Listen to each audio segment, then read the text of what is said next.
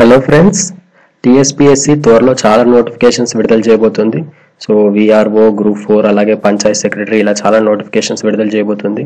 So వీటికి ఎలా prepare అవ్వాలి, విఆర్ఓకి కానీ గ్రూప్ 4కి కానీ అలాగే టీఎస్ఎల్ పిఆర్బి నిర్వహించే కానిస్టేబుల్స్ కానీ ఎలా ప్రిపేర్ అవ్వాలని చాలా మంది అడుగుతున్నారు. సో విఆర్ఓ వచ్చేసి మొత్తంగా 2 పేపర్స్ ఉంటుంది ఫ్రెండ్స్. ఫస్ట్ పేపర్ వచ్చేసి general studies and second paper వచ్చేసి అర్థమెటిక్. అలాగే గ్రూప్ 4లో కూడా first paper general studies and second paper arithmetic ఉంటుంది. కానీ కానిస్టేబుల్లో ఓన్లీ 1 పేపరే ఉంటుంది. ఇందులో జనరల్ స్టడీస్ అండ్ అర్థమెటిక్ ఉంటుంది. సో విఆర్ఓలో వచ్చేసి ఎన్ని టాపిక్స్ ఉంటాయి, for example current affairs, history, polity, geography, economics, ఇవన్నిటికి ఎలా చదవాలి, ఏ క్వశ్చన్స్ అన్నిటి ఇంపార్టెంట్ క్వశ్చన్స్. సో దాంట్లో వచ్చేసి ఏ టాపిక్ అనేది మోస్ట్లీ ఇంపార్టెంట్. సో ఇప్పుడు ఫర్ ఎగ్జాంపుల్ జాగ్రఫీ ఉంది, ఇందులో reverse important, projects important and forest, అడవులు ఇంపార్టెంట్ అండ్ పాపులేషన్, జనాభా ఇంపార్టెంట్. సో ఇలాంటి టాపిక్స్ ఏ ఇంపార్టెంట్ అంటే ఎలాంటి క్వశ్చన్స్ వస్తున్నాయి అనేది, అంటే రీసెంట్గా టీఎస్పీఎస్సీ చాలా వరకు ప్యాటర్న్ అనేది చేంజ్ చేసింది ఫ్రెండ్స్. సో ఎలాంటి క్వశ్చన్స్ వస్తున్నాయి, డైరెక్ట్ క్వశ్చన్స్ రావట్లేదు. అలాగే తెలంగాణ మూవ్మెంట్ నుంచి ఎక్కువ క్వశ్చన్స్ వస్తున్నాయి, తెలంగాణ హిస్టరీ నుంచి ఎక్కువ క్వశ్చన్స్ వస్తున్నాయి అండ్ తెలంగాణ జాగ్రఫీ నుంచి ఎక్కువ క్వశ్చన్స్ వస్తున్నాయి. సో క్వశ్చన్స్ అనేది ఎలా తయారు చేస్తున్నాడు, ఎక్స్పెక్టెడ్ అంటే నియర్లీగా ఎలా క్వశ్చన్స్ వస్తున్నాయి అనేది మనం ఈ వీడియోలో చూద్దాం. సో ఎలా ప్రిపేర్ అవ్వాలనేది కూడా ఈ వీడియోలో చూద్దాం. So let us start. So welcome to Telangana exams friends. ఎవరైనా మా ఛానల్ని ఫస్ట్ టైం చూస్తున్నట్టయితే సబ్స్క్రైబ్ చేసుకోండి. ఇక్కడ నా సబ్స్క్రైబ్ బటన్ క్లిక్ చేయడం ద్వారా మీరు త్వరలో రాబోయే విఆర్ఓకి అలాగే గ్రూప్ 4కి, కానిస్టేబుల్కి, పంచాయత్ సెక్రటరీకి నేను టిప్స్ అందిస్తాను. అలాగే సిలబస్ ఎలా ప్రిపేర్ అవ్వాలి, టాపిక్ ఎలా చదవాలి అనేది నేను చెప్తాను. So please subscribe. Let start the topic. So friends, ఇది గ్రూప్ 4 సర్వీసెస్. సో గ్రూప్ 4లో మొత్తంగా 2 పేపర్స్ ఉంటాయి ఫ్రెండ్స్. జనరల్ నాలెడ్జ్ పేపర్ అలాగే ఎబిలిటీస్ పేపర్ ఉంటాయి. సో మొత్తంగా 300 మార్క్స్కి ఎగ్జామ్ కండక్ట్ చేస్తాడు. సో పేపర్ 1 వచ్చేసి జనరల్ నాలెడ్జ్ పైన ఈ 11 టాపిక్స్ ఉంటాయి ఫ్రెండ్స్. సో ఈ 11 టాపిక్స్ ఎలా చదవాలి అనేది నేను ఒక వీడియో తయారు చేశాను. అది ఎలా ప్రిపేర్ అవ్వాలి, సో కరెంట్ అఫైర్స్ ఎలా ప్రిపేర్ అవ్వాలి, అలాగే అంతర్జాతీయ సంబంధాలు, జనరల్ సైన్స్ ఎలా ప్రిపేర్ అవ్వాలి, ఎన్విరాన్మెంటల్ ఇష్యూస్ ఎలా ప్రిపేర్ అవ్వాలి. సో ఇవన్నిటి మీద ఒక వీడియో తయారు చేశాను. సో దాని డిస్క్రిప్షన్లో లింక్ ఉంది ఫ్రెండ్స్, మీరు ఒకసారి దాన్ని వాచ్ చేయండి. తర్వాత వచ్చేసి పేపర్ 2 ఎబిలిటీస్ పేపర్ ఎలా ప్రిపేర్ అవ్వాలి, మెంటల్ అబిలిటీ ఎలా ప్రిపేర్ అవ్వాలి, అలాగే logical reasoning, comprehension passage, sentence rearrangement and numerical and arithmetical abilities, ఈ 5 టాపిక్స్కి ఎలా ప్రిపేర్ అవ్వాలి, 150 మార్క్స్కి మనం 100+ స్కోర్ చేయడానికి ఎలా ప్రిపేర్ అవ్వాలని కూడా నేను ఇంకో వీడియో తయారు చేశాను. అది కూడా డిస్క్రిప్షన్లో లింక్ ఇచ్చాను ఫ్రెండ్స్, దాన్ని ఒకసారి వాచ్ చేయండి. తర్వాత వచ్చేసి సో కానిస్టేబుల్స్ ఫ్రెండ్స్, కానిస్టేబుల్లో ప్రిలిమ్స్లో వచ్చేసి 9 టాపిక్స్ ఉంటాయి friends. English, arithmetic, general science, history of India, Indian geography, current events.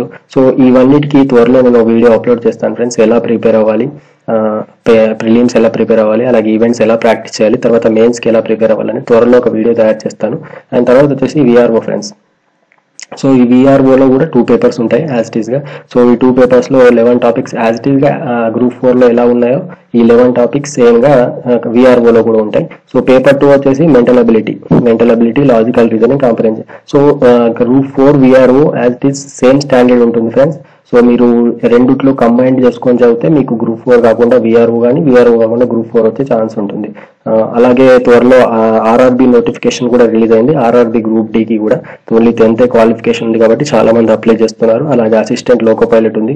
త్వరలో చాలా నోటిఫికేషన్స్ విడుదలవబోతున్నాయి. అండ్ పంచాయత్ సెక్రటరీ నోటిఫికేషన్, ఇలా చాలా నోటిఫికేషన్స్ విడుదలవబోతున్నాయి. సో దానికి సంబంధించి వాల్యుబుల్ టిప్స్ నేను చెప్పబోతున్నాను.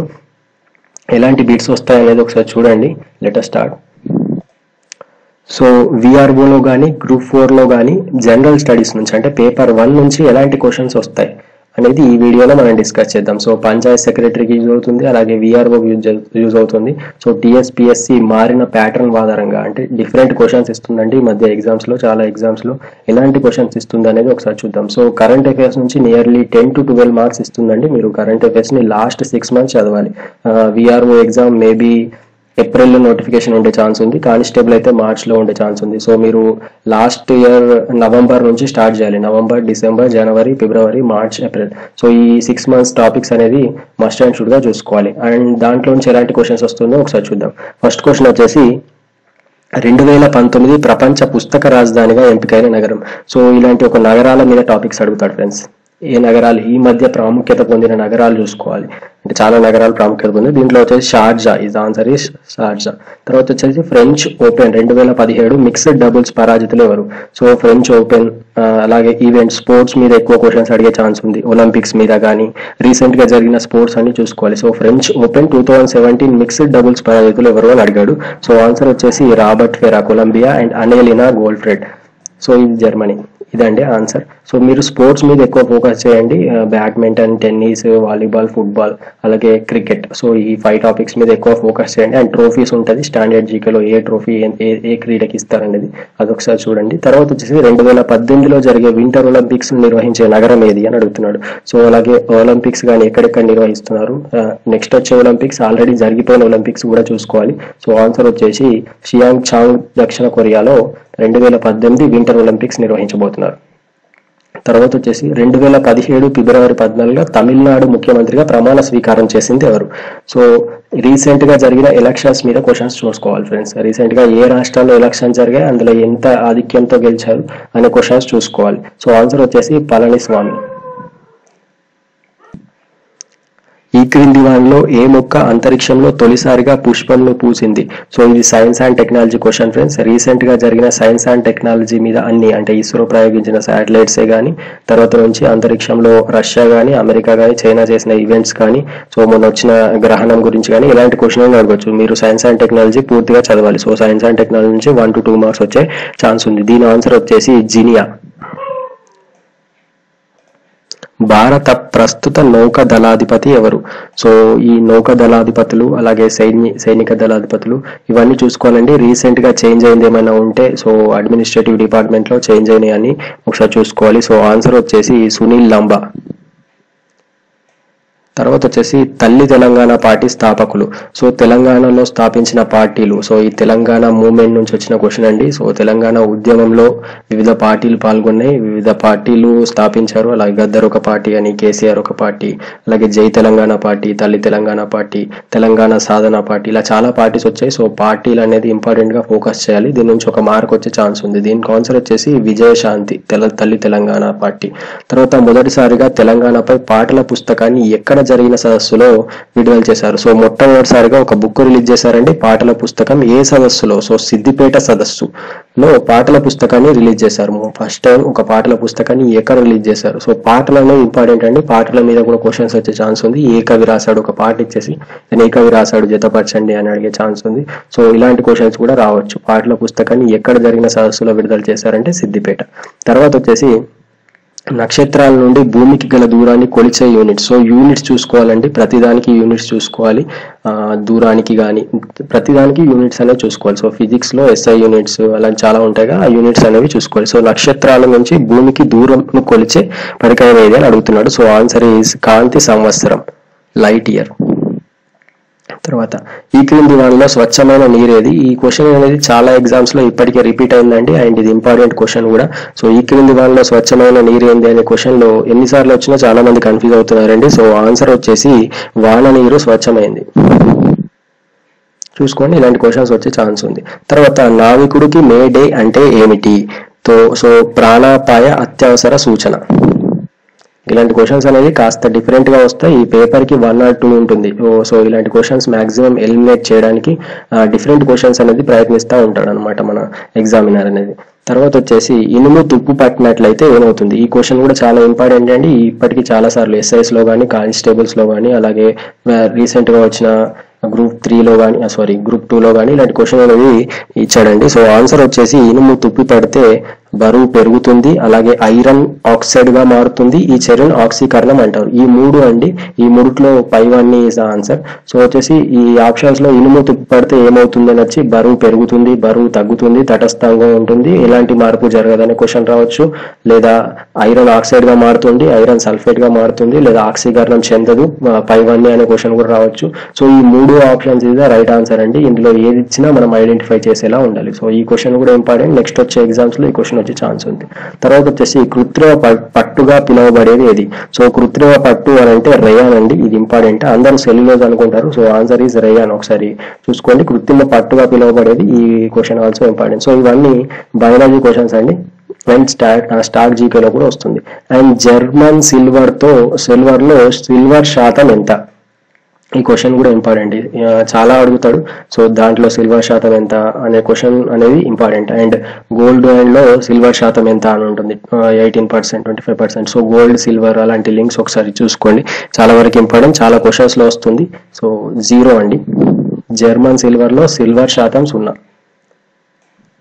తర్వాత వచ్చేసి ఈ క్రింది ఏ విటమిన్ లోపం వల్ల పెలెగ్రా వ్యాధి వస్తుంది. సో ఈ విటమిన్స్ చూసుకోవాలండి, విటమిన్స్ చూసుకోవాలి. ఈ క్రింది ఏ లోపం వల్ల పెలెగ్రా వ్యాధి వస్తుంది. సో వ్యాధులు, టీకాలు, వైరస్లు, అలాగే విటమిన్లు, ఇవనేది ఇంపార్టెంట్ బయాలజీ పరంగా. సో పెలెగ్రా వ్యాధి దేని వల్ల వస్తుంది అనే క్వశ్చన్కి ఆన్సర్ వచ్చేసి B3 విటమిన్ అండి. B3 యొక్క రసాయన నామం నియాసిన్. సో ఈ వ్యాధులు, రసాయనాలు, అలాగే టీకాలు ఏ వైరస్ వల్ల వస్తుందని అడగచ్చు. బ్యాక్టీరియాలు, శిలీంధ్రాలు, అలాగే విటమిన్స్ అన్ని చూసుకోవాలండి బయాలజీలో. తర్వాత వచ్చేసి డిఎన్ఏను విశదీకరణ రూపంలో రాయండి. సో ఇలాంటి క్వశ్చన్స్ చూసుకోవాలండి, ఫుల్ ఫామ్స్ అనేవి చూసుకోవాలి. సో డిఆక్సీ రైబో న్యూక్లిక్ ఆమ్లము. సో ఇది బయాలజీలోనే కాదండి, సో స్పేస్లో కానీ అలాంటి క్వశ్చన్స్ని విశదీకరణ రూపంలో రాయండి అని అంటాడు. అలాంటి క్వశ్చన్స్ చూసుకోవాలి. తర్వాత వచ్చేసి జంతు రాజ్యంలో అత్యంత పొడవైన కణం ఏది? సో అత్యంత పొడవైన కణం అని అడుగుతున్నాడండి. ఇక్కడ క్వశ్చన్ కాస్త కన్ఫ్యూజింగ్ గా ఉంటుంది. సో క్వశ్చన్ ని పూర్తిగా చదివిన తర్వాతనే ఆన్సర్ అటెంప్ట్ చేయండి. అతి పొడవైన కణం అడిగాడు అండ్ అతి పెద్ద కణం అడగలేదు. సో అతి పెద్ద కణం అంటే ఆస్ట్రిచ్ అండ్ అవుతుంది. అండ్ శుక్ర కణం కాదండి, నాడీ కణం అనేది అతి పొడవైన కణం. శుక్ర కణం అనేది అతి చిన్నది. సో క్వశ్చన్ పూర్తిగా చదివిన తర్వాత ఆన్సర్ అనేది అటెంప్ట్ చేయండి. అతి పొడవైనది అడిగాడా, అతి పెద్దది అడిగాడా, లేదా కణం అడిగాడా, ఏంటి అనేది ఒకసారి చూడండి. సో క్వశ్చన్ చదవకపోవడం వల్ల కూడా మనం చాలా వరకు ఆన్సర్స్ అనేది మిస్ అవుతూ ఉంటాం. తర్వాత వచ్చేసి ఇప్పటి వరకు చంద్రుడిపై నడిచిన చివరి వ్యక్తి. సో ఇక్కడ చూడండి, చివరి వ్యక్తి అని అడిగాడు. మొదటి వ్యక్తి ఎవరు అని అంటే ఈజీగా ఆన్సర్ అటెంప్ట్ చేస్తారండి, కానీ చివరి వ్యక్తి అని ఎవరు అని అడిగాడు. సో నీల్ ఆర్మ్స్ట్రాంగ్ అనేవాడు మొదటి వ్యక్తి. అలాగే చివరి వ్యక్తి ఎవరంటే యూజిన్ సెర్నన్ అండి. సో ఇది ఒకసారి చూసుకోండి. ఇలాంటి మ్యాక్సిమం ఎలిమినేట్ చేయడానికే ఇస్తూ ఉంటాడు ఇలాంటి క్వశ్చన్స్. భారత్లో మొదటి ఫాస్ట్ బ్రీడర్ రియాక్టర్ను తయారు చేసిన సంస్థ ఏది? సో సంస్థలు కొన్ని చూసుకోవాలండి. సో ఇన్సులిన్ తయారు చేసిన సంస్థ ఏది అని అడగచ్చు. అంటే టీకాలను తయారు చేసిన సంస్థలు ఏవి అని అడగచ్చు. లేదా సంస్థలు చూసుకోవాలి, ఎక్కడెక్కడ ఉన్నాయి సంస్థలు అనేది కూడా చూసుకోవాలి. అలాగే సైన్స్ అండ్ టెక్నాలజీ పరంగా వస్తే DRDO ఎక్కడ ఉంది, ఇస్రో ఎక్కడ ఉంది, ఇలాంటి క్వశ్చన్స్ అడగచ్చు. సో ఇక్కడ ఏమడిగారంటే భారత్లో మొదటి fast breeder reactor. So reactors చూసుకోవాలి, అణు రియాక్టర్స్ ఉన్నాయి. So Bhabha atomic research centre ఎక్కడ ఉంది, అలాంటి Aryabhatta institute of research centre ఎక్కడ ఉంది. సో ఇలాంటి క్వశ్చన్స్ అన్ని చూసుకోవాలి. ఇక్కడ భారత్ లో మొదటి ఫాస్ట్ బ్రీడర్ రియాక్టర్ ఏది, రియాక్టర్ తయారు చేస్తున్న సంస్థ ఏది అని అడిగాడు. సో ఆన్సర్ వచ్చేసి భవానీ. సో ఇలాంటి క్వశ్చన్స్ అయితే రావండి, యాజ్ ఇట్ ఈస్ ఇవే క్వశ్చన్స్ అయితే రావు, ఇలాంటి క్వశ్చన్స్ వస్తాయి. సో నేను టాపిక్స్ చెప్తున్నాను. ఫర్ ఎగ్జాంపుల్ ఇక్కడ ఏ పార్టీల గురించి చదవాలి, అలాగే పాటల గురించి చదవాలి, ఇక్కడ యూనిట్స్ చూసుకోవాలి. సో ఇక్కడ వచ్చేసి చివరి వ్యక్తి ఎవరు అంటే క్వశ్చన్స్ ప్యాటర్న్ అంటే మనం క్వశ్చన్ చూడగానే ఆన్సర్ పెట్టకుండా కొద్దిగా ఆలోచించి పెట్టాలి. క్వశ్చన్స్ అనేది పూర్తిగా చదివి పెట్టాలి. సో ఇక్కడ రియాక్టర్స్ చూసుకోవాలి. తర్వాత వచ్చేసి జాతీయ రిమోట్ సెన్సింగ్ సెంటర్ ఎక్కడ ఉంది. సో ప్రధాన కార్యాలయాలు చూసుకోవాలి. అలాగే UNO ప్రధాన కార్యాలయాలు ఉంటాయి, అవి చూసుకోవాలి. యునెస్కో ఎక్కడ ఉంది అని అడగచ్చు. అలాంటి క్వశ్చన్స్ అనేవి చూసుకోవాలి. భారత రిమోట్ సెన్సింగ్ సెంటర్ ప్రధాన కార్యాలయం ఎక్కడ ఉంది? మన హైదరాబాద్ లోనే ఉందండి. ఇది మాక్సిమం తెలుసు అందరికి.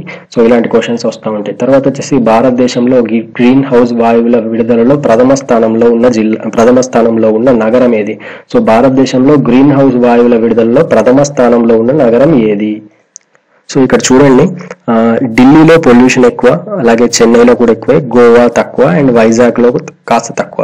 సో అందరూ మాక్సిమం గా పొల్యూషన్ ఎక్కువ ఢిల్లీలో ఉంటుంది కాబట్టి గ్రీన్ హౌస్ వాయువుల విడుదలలో ప్రధాన స్థానం ఢిల్లీ అనే ఆప్షన్ లో ఆన్సర్లు ఇచ్చేస్తారు. కాకపోతే ఆన్సర్ వచ్చేసి చెన్నై అండి. సో గ్రీన్ హౌస్ వాయువులు ఎక్కువగా చెన్నైలో విడుదలవుతున్నాయి. ఇది కాస్త కన్ఫ్యూజింగ్ క్వశ్చన్, ఇది ఎలిమినేటింగ్ క్వశ్చన్. చాలా మంది 95% దీని ఆన్సర్ తప్పు పెట్టడం వల్ల ఈవెన్ 1 మార్క్ అనేది మనకు చాలా యూజ్ అవుతుంది. సో ఎగ్జామ్ లో ఇప్పుడు కాంపిటీషన్ ఉన్న దృష్ట్యా ఈవెన్ 1 మార్క్, హాఫ్ మార్క్ కూడా మనకు చాలా ఇంపార్టెంట్. అండ్ నెగిటివ్ మార్క్స్ మనకు లేవు కాబట్టి ఓన్లీ ఈవెన్ 1 మార్క్ కూడా మనకు చాలా ఇంపార్టెంట్. ఫర్ ఎగ్జాంపుల్ ఒక 100 మార్క్స్ ఎగ్జామ్ కండక్ట్ చేస్తే 90 మార్క్స్ వచ్చిన వాళ్ళే 100కి పైగా ఉంటారు. సో 90 మార్క్స్ మనకున్న పోస్టులు చాలా తక్కువ ఉంటాయి అండ్ కాంపిటీషన్ ఎక్కువ ఉంటుంది కాబట్టి ఒక్కొక్క మార్క్ అనేది చాలా జాగ్రత్తగా చూసి ఆన్సర్స్ అటెంప్ట్ చేయండి. తర్వాత వచ్చేసి వన్యమృగ సంరక్షణార్థం ఇచ్చే బహుమానం. సో ఇక్కడ ఈ టాపిక్ అనేది కాకుండా వన్యమృగ సంరక్షణ కేంద్రాలు, సో వన్య ప్రాణి సంరక్షణ కేంద్రాలు ఎక్కడెక్కడ ఉన్నాయనేది మస్ట్ అండ్ షుడ్ గా చూసుకోవాలి. మానస వన్యప్రాణి సంరక్షణ కేంద్రం ఎక్కడ ఉంది అని అడగచ్చు. సో హైదరాబాద్ లో ఉన్న వన్యప్రాణి సంరక్షణ కేంద్రాలు ఎన్ని అని అడగచ్చు. జాతీయ వన్యప్రాణి సంరక్షణ కేంద్రాలు ఎన్ని అని అడగచ్చు. సో ఇక్కడ అడిగిన క్వశ్చన్ ఏంటంటే వన్యమృగ సంరక్షణార్థం ఇచ్చే బహుమానం ఏది అని అడిగాడు. సో ఆన్సర్ వచ్చేసి పాల్గెట్టి అవార్డు. సో మనం ఎలిమినేటింగ్ ప్రాసెస్ లో కూడా వెళ్ళొచ్చండి. దాదాసాహెబ్ పాల్కే అవార్డు అనేది మూవీస్ కి ఇస్తారు. అండ్ శాంతి స్వరూప్ భగ్నాటక్ అవార్డు అనేది అంతరిక్షయానం చేస్తారు. సో నాయుడమ్మ అవార్డు అనేది లేదు. సో పాల్గెట్టి అవార్డు తర్వాత వచ్చేసి సుందర్బన్ బయోస్పియర్ రిజర్వ్ ఎక్కడ ఉంది? సో ఇది వెస్ట్ బెంగాల్ అండి, మాక్సిమం అందరికి ఐడియా ఉంటుంది. తర్వాత వచ్చేసి సో ఇది అడవుల టాపిక్ అండి. అడవుల టాపిక్ నుంచి చూసుకోవాలి. పెట్రోల్ కు దేన్ని కలపడం ద్వారా పర్యావరణ కాలుష్యాన్ని నివారించవచ్చు? ఈ మధ్య పర్యావరణం టాపిక్ నుంచి 1 or 2 క్వశ్చన్స్ చాలా ఇస్తున్నాడండి రీసెంట్ గా వచ్చిన ఎగ్జామ్స్ లో కానీ. సో పర్యావరణం టాపిక్ అనేది యాడ్ చేశాడు. సో వాహనాల నుంచి ఏ పొగ వస్తుంది అలాంటి క్వశ్చన్స్ అనేది యాడ్ చేశాడు. సో పర్యావరణ కాలుష్యాన్ని మనం మస్ట్ అండ్ షుడ్ గా చూసుకోవాలి. ఇక్కడ క్వశ్చన్ వచ్చేసి పెట్రోల్ కు దేన్ని కలపడం వల్ల పర్యావరణ కాలుష్యాన్ని నివారించవచ్చు అన్నాడు. సో ఇథనాల్ అండి ఆన్సర్. సో పర్యావరణంలో ఈ మీథేను, ఈథేను, బ్యూటేను, ప్రోఫేను ఇలాంటి క్వశ్చన్స్ మీద ఒక క్వశ్చన్ కన్ఫామ్ గా ఉంటుందండి. సో అది చూసుకొని మీరు ఒకసారి వీటి గురించి చూసుకోండి. తర్వాత విపత్తుల రకాలు. సో విపత్తు నిర్వహణ మీద కూడా 1 and 2 క్వశ్చన్స్ కన్ఫామ్ గా వస్తాయండి. సరే సమస్యలు సమస్యలు అలాగే విపత్తు నిర్వహణ నుంచి మొత్తంగా 5 to 10 మార్క్స్ ఉంటాయి. సో మీరు టాపిక్ ని నెగ్లెక్ట్ చేయకుండా సో అప్పుడప్పుడు పర్యావరణ సమస్యలు అలాగే విపత్తు నిర్వహణ టాపిక్ చూసుకోవాలి. సో విపత్తుల రకాలు ఏవైనా అడుగుతున్నాడు. జీవ సంబంధిత విపత్తులు, అలాగే భూ సంబంధిత విపత్తులు మరియు నీటి వాతావరణ సంబంధిత విపత్తులు. సో మొత్తంగా అన్ని విపత్తులు అండి. సో విపత్తు నిర్వహణ మీద క్వశ్చన్స్ వచ్చే ఛాన్స్ ఉంది. ఇలాంటివి కాకుండా కాస్త డిఫరెంట్ గా అయితే ఛాన్స్ ఉంది. జాతీయ విపత్తు నిర్వహణ చట్టం ఎప్పుడు జరిగిందనే క్వశ్చన్ కూడా అడగొచ్చు. 2005 లో జరిగింది, ఇది గుర్తుపెట్టుకోండి.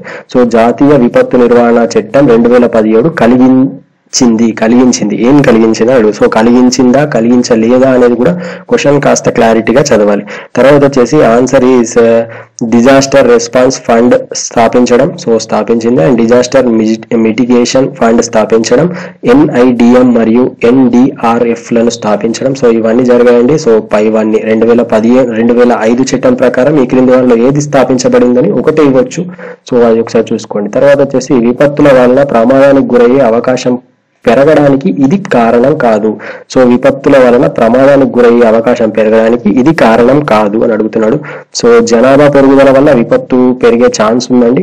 అండ్ వాతావరణ మార్పు వల్ల ఈజీగా పెరిగే ఛాన్స్ ఉంది. సునామీలు రావచ్చు, భూకంపాలు రావచ్చు. అండ్ కాలుష్యం పెరగడం వల్ల మషాషుడిగా విపత్తు వస్తుంది. అండ్ శాస్త్ర సాంకేతికాల్లో స్తబ్దత. సో దీనికి సంబంధం లేదండి. So answer is 4. సో కాస్త డిఫరెంట్ గా ఇస్తారండి. విపత్తు నిర్వహణ ఈజీగా స్కోర్ చేసే టాపిక్. విపత్తు అనేది మనం స్పెషల్ గా ప్రిపేర్ అవ్వకుండా జనరలైజ్డ్ గా ఇచ్చే టాపిక్. అండ్ చట్టాలు ఒకసారి చూసుకుంటే సరిపోతుంది. ఈ క్రింది దానిలో సునామీకి కారణం కాని అంశం. సో సముద్ర అడుగు భాగంలో భూకంపం, అలాగే నీటి అడుగు భూచలనం, నీటి అడుగున అగ్నిపర్వత విస్ఫోటనం, నీటి అడుగున ఖనిజాల తవ్వకం వల్ల పేలుళ్ళు. సో ఈ టాపిక్ కాదండి. So answer is 4. ఏదులాపురం ప్రసిద్ధి చెందిన జిల్లా లేదు. ఏదులాపురంగా ప్రీవియస్ గా ఏ జిల్లాకి ఏదులాపురం అనే నేమ్ ఉండేది. సో కొత్త జిల్లాలు చూసుకోవాలండి. దీంట్లో వచ్చేసి జిల్లాల పరంగా క్వశ్చన్ కన్ఫర్మ్ గా ఉంటుంది. ఈ ఏదులాపురంగా ప్రసిద్ధి చెందిన ఇది సంస్కృతి కిందకి వస్తుందండి. సో నాట్యాలు, నృత్యాలు, అలాగే జాతరలు, పండుగలు ఇవన్నీ చూసుకోవాలి. సో ఏదులాపురంగా ప్రసిద్ధి చెందిన జిల్లా ఏది అని అడుగుతున్నాడు. సో ఆన్సర్ ఈస్ ఆదిలాబాద్ అండి. ఆదిలాబాద్ ని ప్రీవియస్ గా ఏదులాపురం అని పిలిచేవారు. సో ఇంకేదైనా అడగచ్చు. సో ఇందూరు, నిజామాబాద్ అలాంటి క్వశ్చన్స్ అడగచ్చు. నెక్స్ట్, తెలంగాణ రాష్ట్రంలో అతి తక్కువ గ్రామ పంచాయతీలు గల జిల్లా. ఇది 31 డిస్ట్రిక్ట్స్ ప్రకారం అడిగాయండి. ప్రతి ఎగ్జామ్ పేపర్ లో రీసెంట్ గా జరిగిన ఫారెస్ట్ బీట్ ఆఫీసరే కానీ, ఫారెస్ట్ సెక్షన్ ఆఫీసరే కానీ, అండ్ ఇంతకుముందు జరిగిన ఏ ఎగ్జామ్స్, గురుకుల ఎగ్జామ్స్ అయినా కానీ కొత్త జిల్లాల మీద 1 or 2 క్వశ్చన్స్ కన్ఫర్మ్ గా అడుగుతున్నాడండి. తెలంగాణ రాష్ట్రంలో అతి తక్కువ గ్రామ పంచాయతీలు గల జిల్లా ఏది అని అడిగాడు. సో ఆన్సర్ ఈ మేడ్చల్, మల్కాజ్గిరిలో గ్రామ పంచాయతీలు తక్కువగా ఉన్నాయి. సో ఈ కొత్త జిల్లాల మీద కన్ఫర్మ్ గా మండలాలు చూసుకోవాలి, గ్రామ పంచాయతీలు చూసుకోవాలి, విస్తీర్ణము, అడవులు, జనాభా ఇవన్నీ టాపిక్స్ చూసుకోవాలి. ఒక మార్క్ 1 or 2 మార్క్స్ కొత్త జిల్లాల మీద వచ్చే ఛాన్స్ ఉంది. ప్రముఖ తెలంగాణ కవి వట్టికోట అల్వార్ స్వామి కలం పేరు. సో కవుల యొక్క కళల పేర్లు మస్ట్ అండ్ షుడ్ గా చూసుకోవాలండి. రవీంద్రనాథ్ ఠాగూర్ యొక్క కలం పేరు ఏమిటి, అలాంటి సంస్కృతి పరంగా వస్తుంది. అండ్ తెలంగాణలో స్పెషల్ గా చూసుకోవాలి. సో వట్టికోట అల్వారు స్వామి వారి యొక్క కలం పేరు ఏమిటి అని అడిగాడు. సో ఆన్సర్ ఇస్ ధర్మరాజు అండి. ఇది మాక్సిమం గా ఎవరికి తెలియదు. ఇలాంటి క్వశ్చన్స్ అన్ని ఎలిమినేట్ చేయడానికే ఇస్తాడు. ఒకవేళ పేపర్ ని మాక్సిమం గా టఫ్ ఇవ్వాలి అని అనుకుంటే మాక్సిమం ఎలిమినేట్ చేయడానికి ఇలాంటి క్వశ్చన్స్ ఇస్తా ఉంటాడండి. సో మనం ఏ రేంజ్ లో చదవాలో దీన్ని బట్టి తెలుసుకోవచ్చు. తర్వాత వచ్చేసి నిర్మల్ కోటకు మరొక పేరు. నిర్మల్ కోటకు మరొక పేరు ఏంటండి? సో షామ్గఢ్ కోట. ఇది తెలిసే ఉంటుంది. సో వరంగల్ అనేది కాదండి, నిర్మల్ అనేది ఆదిలాబాద్ డిస్టిక్ లో ఉంది. ఇప్పుడు కొత్తగా నిర్మల్ అనేది కొత్త జిల్లా అయింది. తర్వాత ఎలగందుల అనేది కాదండి, ఎలగందుల ఆదిలాబాద్ అయినా కూడా కరీంనగర్ కాదు. సో ఆన్సర్ ఇస్ షాంగఢ్ కోట. ఈ క్రింది వాటిలో భారత్ లో విస్తీర్ణ పరంగా అతిపెద్ద నేల రకం. సో ఈ నేలలు టాపిక్ అండి, మృతికలు నేలలు. సో ఈ టాపిక్ చూసుకోవాలి. ఏ నేలలు ఎక్కువ ఉండి ప్రతి పంటకు ఏ నేల అనుకూలము, అలాగే తొందరగా ఇంకిపోయే నేలలు ఏవి, అలాంటి క్వశ్చన్స్ నేలల టాపిక్స్ చూసుకోవాలి. ఈ క్రింది వానిలో భారత్ లో విస్తీర్ణ పరంగా అతిపెద్ద నేల రకం ఏది అని అడుగుతున్నాడు. సో ఆన్సర్ ఇస్ అమ్లువియల్ నేల. భారతదేశపు జాతీయ పక్షి అలాగే తెలంగాణ జాతీయ పక్షి, ఇవన్నీ చూసుకోవాలి ఫ్రెండ్స్. భారత్ లో ఎక్కడ టేకు మ్యూజియం ఉంది? సో టేకు మ్యూజియం ఎక్కడ ఉంది ఈ అనేది స్టాండర్డ్ జీకేలో క్వశ్చన్ అండి. టేకు మ్యూజియం ఎక్కడ ఉంది? So answer is Nilambur. Bharat లో పొడవైన సొరంగ రోడ్డు మార్గం. సో ఈ రోడ్డులు, అలాగే ట్రైన్స్, విమానయానము, ఈ అంతరిక్షయానం, ఇవన్నిటి మీద క్వశ్చన్స్ చూసుకోవాలి. మెయిన్ గా రోడ్డు యానము, అలాగే జలయానము, విమానయానము, ఈ 3 టాపిక్స్ చూసుకోవాలి. సో NH7 అంటే నేషనల్ హైవేస్ చూసుకోవాలి. అలాగే కొత్తగా వచ్చిన ట్రైన్స్, బడ్జెట్ లో కొత్తగా ప్రవేశపెట్టిన ట్రైన్స్ ఏవో చూసుకోవాలి. ఇలాంటి టాపిక్స్ అన్ని మస్ట్ అండ్ షుడ్ గా చూసుకోవాలి. సో తెలంగాణలో ఉన్న అతిపెద్ద జాతీయ రహదారి ఏది అనే క్వశ్చన్ రావచ్చు. సో అతి చిన్న జాతీయ రహదారి అనే క్వశ్చన్ ఏది అనేది రావచ్చు. సో రీసెంట్ గా తెలంగాణలో వచ్చిన ట్రైన్ ఏది అని రావచ్చు. సో అలాంటి క్వశ్చన్స్ అన్ని చూసుకోవాలి. భారత్ లో పొడవైన సొరంగ రోడ్డు మార్గం ఏది? సో ఆన్సర్ ఈస్ చైనాని నస్రి సొరంగ మార్గం. భారత్ లో క్రియాశీల అగ్నిపర్వతం ఎక్కడ ఉంది? నేను కాస్త టఫ్ క్వశ్చన్స్ చెప్తున్నానండి. పేపర్ అనేది టఫ్ వచ్చే ఛాన్స్ ఉంది అనుకుంటున్నా, ఎందుకంటే కాంపిటీషన్ చాలా ఎక్కువ ఉంటుంది కాబట్టి ఈ టైప్ ఆఫ్ ప్యాటర్న్ లో చదివితేనే మీకు జాబ్ వచ్చే ఛాన్స్ ఉంది. సో నేను కాస్త టఫ్ క్వశ్చన్లే చెప్తున్నాను. సో చూసుకోండి ఒకసారి, ఈ ప్యాటర్న్ లో చదవండి. ఒక్కొక్క క్వశ్చన్ ఈజీగా ఇస్తాడు, ఒక్కొక్క క్వశ్చన్ టఫ్ ఇస్తాడు. మనం టఫ్ ఇచ్చిన క్వశ్చన్ చేస్తేనే జాబ్ వచ్చే స్కోప్ ఎక్కువ ఉంటుంది. సో అది చూసి ప్రిపేర్ అవ్వండి. భారత్ లో క్రియాశీల అగ్నిపర్వతం ఎక్కడ ఉంది? సో ఆన్సర్ ఇస్ బారందీవి. నెక్స్ట్ వచ్చేసి కన్హా పులుల రిజర్వ్ యొక్క అధికారిక చిహ్నం ఏది? సో పులుల సంరక్షణ కేంద్రం ఎక్కడ ఉంది, అలాగే పులులు ఏ జిల్లాలో ఏ రాష్ట్రంలో ఎక్కువగా ఉన్నాయి, ఇలాంటి క్వశ్చన్స్ అనేది పులుల మీద క్వశ్చన్స్ పక్కా అడిగే ఛాన్స్ ఉందండి. ఎప్పటి నుంచి మన జాతీయ జంతువుని పులిగా చేశారు అనేది, ఏ సంవత్సరం నుంచి అనేది కూడా క్వశ్చన్ అడిగే ఛాన్స్ ఉంది. సో కన్హా పులుల రిజర్వ్ యొక్క అధికారిక చిహ్నం ఏది అని అడిగే ఛాన్స్ ఉంది. So బూర్ Singh దబరాసింగా.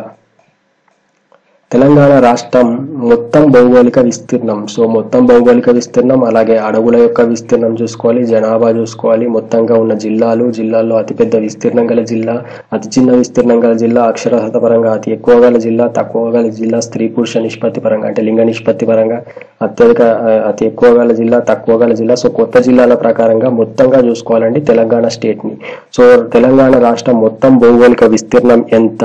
So answer is 112.08 లక్షల హెక్టార్లు. తర్వాత తెలంగాణ రాష్ట్రంలో వృక్ష జాతుల సంఖ్య, ఇది కాస్త డెప్త్ క్వశ్చన్ అండి. సో వృక్ష జాతుల సంఖ్య వచ్చేసి 2939. తర్వాత వచ్చేసి జిఎస్టీ కౌన్సిల్ ప్రతిపాదించిన పన్ను స్లాబులు ఎన్ని? సో జిఎస్టీ మీద క్వశ్చన్స్ వచ్చే ఛాన్స్ ఉందండి, ఎందుకంటే రీసెంట్ గా ప్రవేశపెట్టిన సెంట్రల్ గవర్నమెంట్ పథకాలన్నింటిలో నుంచి ఒక క్వశ్చన్ మస్ట్ అండ్ షుడ్ గా వస్తుంది, అండ్ స్టేట్ గవర్నమెంట్ పథకాల నుంచి ఒక 5 or 6 క్వశ్చన్స్ తప్పనిసరిగా వస్తాయి. సో మీరు జిఎస్టీని చూసుకోవాలి, అలాగే డిమానిటైజేషన్ గురించి పెట్టింది, అండ్ రీసెంట్ గా పెట్టిన బడ్జెట్ చూసుకోవాలి, సో కొత్తగా ప్రతిపాదించిన ట్రైన్స్ చూసుకోవాలి. సో జిఎస్టీ కౌన్సిల్ ప్రతిపాదించిన పన్ను స్లాబులు ఎన్ని అని అడుగుతున్నాడు. So answer is 4. సో ఏమేమిటి అనేది కూడా చూసుకోవాలి, ఎన్ని స్లాబులుగా ప్రకటించింది, ఎలా ప్రకటించింది అనేది కూడా జిఎస్టీ మీద చూసుకోవాలి. 14వ ఆర్థిక సంఘం సిఫార్సుల ప్రకారం కేంద్రం నుంచి రాష్ట్రాలకు పన్ను సంక్రమణను లెక్క కట్టడానికి ఉపయోగించే క్రింది పరిమాణాల్లో కొలబద్దలు ఏది ఎక్కువ ప్రాధాన్యతను కలిగి ఉంది? సో 14వ ఆర్థిక సంఘం ప్రకారం కేంద్ర రాష్ట్రాలకు ఏది ఎక్కువ ప్రాధాన్యత కలిగి ఉంది అని అడిగాడు. సో ఆన్సర్ ఈస్ 3, ఆదాయ వ్యత్యాసం దూరం. సో ఇది చూసుకోవాలి. సో 14వ ఆర్థిక సంఘం సిఫార్సుల మీద కేంద్రానికి రాష్ట్రానికి ఉన్న లింక్ చూసుకోవాలి. తర్వాత 2011 జనాభా లెక్కల ప్రకారం అత్యధిక స్త్రీ పురుష నిష్పత్తి కలిగిన కేంద్ర పాలిత ప్రాంతం ఏది? ఇది ఇంపార్టెంట్ అండి, ఎందుకంటే జనాభా నుంచి పక్కా 2011 నుంచి కన్ఫామ్ గా క్వశ్చన్ అడిగే ఛాన్స్ ఉంది. 1 or 2 క్వశ్చన్స్ ఓన్లీ 2011 జనాభా లెక్కల మీద నుంచి వస్తాయి. సో 2011 కేంద్ర పాలిత ప్రాంతంలో అత్యధిక స్త్రీ పురుష నిష్పత్తి అని అడిగాడు. సో ఇలా కాస్త డిఫరెంట్ గా ఇచ్చే ఛాన్స్ ఉంది. Answer is Puducherry. అండ్ అందులోనూ అత్యధిక స్త్రీ పురుష నిష్పత్తి, అతి తక్కువ స్త్రీ పురుష నిష్పత్తి అడగచ్చు, అత్యధిక స్త్రీ పురుష నిష్పత్తి గల రాష్ట్రం అడగచ్చు, లేదా కేంద్ర పాలితం అడగచ్చు. ఎలాంటి క్వశ్చన్స్ అడగచ్చు అండి. అండ్ అలాగే అక్షరాస్యత పరంగా అడగచ్చు. సో మొత్తంగా చూసుకోవాలి, మతాల పరంగా అడగచ్చు, ఏ మతం ఎక్కువగా ఉందని అడగచ్చు. సో ఈ జనాభా లెక్కల మీద ప్రతి ఒక్క క్వశ్చన్ ఇంపార్టెంటే. అండ్ 2011 జనాభా లెక్కల ప్రకారం అత్యల్ప స్త్రీ పురుష నిష్పత్తి గల కేంద్ర పాలిత ప్రాంతం ఇది. అత్యధికంగా వచ్చేసి పుదుచ్చేరి అని, అత్యల్పంగా వచ్చేసి Daman Diu. So this is answer. తర్వాత వచ్చి ఆర్బీఐ యొక్క మొట్టమొదటి గవర్నర్ జనరల్. సో ఆర్బీఐ మీద కూడా క్వశ్చన్స్ రావచ్చండి. ఆర్బీఐ ప్రస్తుత గవర్నర్ జనరల్ ఎవరు, అలాగే మొట్టమొదటి గవర్నర్ జనరల్ ఎవరు, ఇలాంటి క్వశ్చన్స్ అన్ని చూసుకోవాలి. సో ఆర్బీఐ యొక్క మొట్టమొదటి గవర్నర్ జనరల్ ఎవరు? సో ఆన్సర్ ఈజ్ సర్ అబ్నూబర్ అర్కల్ స్మిత్. సో నెక్స్ట్ వచ్చేసి జిఎస్టీ కౌన్సిల్ ప్రతిపాదించిన పన్ను స్లాబులు ఎన్ని? సో ఈ క్వశ్చన్ ఆల్రెడీ వచ్చింది అనుకోండి. సో 4. బడ్జెట్ 2017-18లో MNREGA కార్యక్రమం కోసం 2017-18 సంవత్సరంలో చేసిన కేటాయింపు ఎంత? So Mahatma Gandhi national rural employment guarantee scheme కింద 2017-18లో ఎంత కేటాయింపు చేశారు? అలాగే రీసెంట్ గా 2018-19 బడ్జెట్ కూడా ప్రవేశపెట్టారు. సో దాంట్లో ఎంత కేటాయింపు చేశారు? సో తెలంగాణలో త్వరలో బడ్జెట్ ప్రవేశపెట్టబోతున్నారు కాబట్టి సో కేటీఆర్ కిట్ కి ఎంత పెట్టారు, అలాగే రీసెంట్ గా వచ్చి మిషన్ కాకతీయకి ఎంత పెట్టారు, నెక్స్ట్ వీటికి ఎంత పెడుతున్నారు, సో పెన్షన్స్ కి ఎంత పెడుతున్నారు అనేది నియర్ గా చూసుకోవాలి. సో షాదీ ముబారక్, కళ్యాణ లక్ష్మికి ఎంత పెడుతున్నారు, అలాగే సెంట్రల్ గవర్నమెంట్ స్వచ్ఛ భారత్ కి ఎంత పెడుతున్నారు.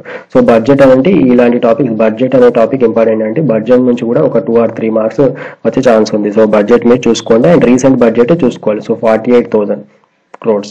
12వ పంచవర్ష ప్రణాళికలో వృద్ధి వ్యూహం దేనిపై ఆధారపడి ఉంది? సో పంచవర్ష ప్రణాళికలు, ప్లానింగ్ కమిషన్స్ అనేది మస్ట్ అండ్ షుడ్ గా ఇంపార్టెంట్ అండి. ఎకానమీలో మస్ట్ గా చదవాల్సింది ఒక ప్లానింగ్సే అండ్ ఆఫ్టర్ దట్ జాతీయ ఆదాయం. ఈ 2 టాపిక్స్ ని మీరు ఎక్కువగా చూసుకోవాలి. అండ్ తెలంగాణ ఎకానమీకి వచ్చేసరికి సో తెలంగాణ ఎకానమీలో సేవా రంగం, అలాగే వ్యవసాయ రంగం, పారిశ్రామిక రంగం, ఈ 3 మస్ట్ అండ్ షుడ్ గా చూసుకోవాలి. ఇండియాలో వచ్చేసి ఈ 2 చూసుకోవాలి. సో ప్లానింగ్ కమిషన్ లో 12వ పంచవర్ష ప్రణాళికలో వృద్ధి వ్యూహం దేనిపై ఆధారపడి ఉంది అని అడుగుతాడు. సో ఆన్సర్ ఈజ్ ఉత్పాదకతల పెరుగుదల. సో 12వ పంచవర్ష ప్రణాళిక యొక్క లక్ష్యం ఏంటి, అలాగే 11 ఎంత, వృద్ధి శాతం ఎంత, ఇలాంటి క్వశ్చన్స్ అన్ని చూసుకోవాలి. ఈ క్రింది వాళ్ళలో అర్ధక్రాంతి సంస్థను స్థాపించింది ఎవరు? సో ఒక్కొక్క సంస్థ ఒక్కొక్కరు స్థాపించారండి. ఎవరు అర్ధక్రాంతి పథకం స్థాపించారు? సో సంస్థ స్థాపకులు. రీసెంట్ గా వచ్చిన నోబెల్ ప్రైజెస్ కూడా చూసుకోవాలి. సో కైలాస్ సత్యార్థికి వచ్చింది, అండ్ విల్సన్ కి ఏ అవార్డు వచ్చింది అని అడగచ్చు. So Ramon Magsaysay, T M Krishna కూడా అవార్డు వచ్చింది. సో రీసెంట్ గా వచ్చిన అవార్డ్స్ మీద వాళ్ళు స్థాపించిన సంస్థ కానీ, వాళ్ళు ప్రవేశపెట్టిన బుక్ కానీ, వాళ్ళు ఏదైతే స్థాపించారో అవార్డు మీద వాళ్ళ యొక్క లింక్ తో క్వశ్చన్ అడిగే ఛాన్స్ ఉంది. ఈ క్రింది వాళ్ళ అర్ధక్రాంతి సంస్థను స్థాపించింది ఎవరని అడిగారు? అనిల్ బుకిల్. నీతి ఆయోగ్ ఒక ప్రభుత్వ ఆదేశాలతో ఏర్పాటైన సంస్థ. సో లాస్ట్ టైం ఇది ప్లానింగ్ కమిషన్స్ ఉండే, పంచవర్ష ప్రణాళికను తీసేసి మోడీ గవర్నమెంట్ నీతి ఆయోగ్ అనేది ప్రవేశపెట్టింది. సో ఇది ప్రభుత్వ ఆదేశాలతో ఏర్పాటైన ఒక సంస్థ. నీతి ఆయోగ్ గురించి కూడా చూసుకోవాలి. నెక్స్ట్ వచ్చేసి 14వ ఆర్థిక సంఘానికి అధ్యక్షుడు ఎవరు? సో మొదటి ఆర్థిక సంఘానికి అధ్యక్షుడు ఎవరు, అలాగే 14వ ఆర్థిక సంఘానికి అధ్యక్షుడు ఎవరు? సో 14వ ఆర్థిక సంఘం మీద క్వశ్చన్ అనేది వచ్చే ఛాన్స్ ఉంది. So answer is Y V Reddy. So మొత్తంగా 50 క్వశ్చన్స్ ఈరోజు ఎక్స్ప్లెయిన్ చేశానండి. సో త్వరలో ఇంకో అంటే డిస్క్రిప్షన్లో లింక్ ఇస్తాను, next video more 50 questions and అవి ఎలా ప్రిపేర్ అవ్వాలి. ఇందులో వచ్చేసి మెయిన్గా జాగ్రఫీ, అలాగే తెలంగాణ హిస్టరీ మీద కొన్ని క్వశ్చన్స్, అండ్ జనరల్ సైన్స్ మీద, అలాగే ఎకానమీ మీద కొన్ని క్వశ్చన్స్ కవర్ అయ్యాయి.